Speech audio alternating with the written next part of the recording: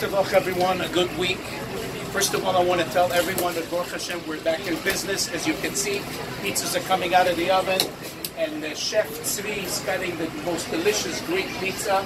So Baruch Hashem, we're back in business.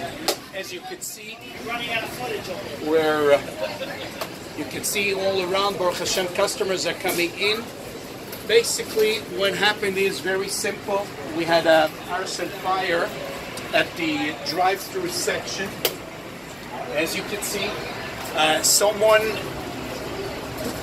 thought that this is the first lichtel, the first candle of Hanukkah, and they started a little bit earlier. But Baruch Hashem, they didn't succeed. The sprinkler system worked immediately. The fire was out in no time. Mostly water damage, and mostly, as you can see, damage at the drive-through section.